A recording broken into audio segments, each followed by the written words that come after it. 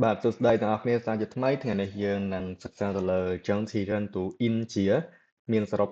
16ហើយ John Sheeran to India ហ្នឹងយើងមិនត្រូវប្រកបវាទេគឺយើងត្រូវចាំនិងអានយកតែម្ដងតែអញ្ចឹងខ្ញុំនឹងអានឲ្យគ្នាយើងហើយទាំងអស់គ្នាកុំភ្លេចអានជាមួយខ្ញុំទាំងអស់គ្នា chư chư chư chư shư shư rư chư chư chư chư sư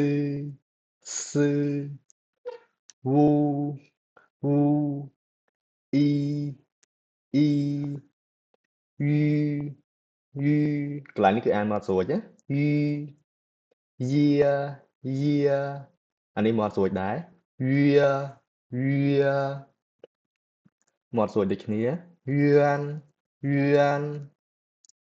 in in win មកស្រួចដែរ win in in 学会了吗？大家គ្នា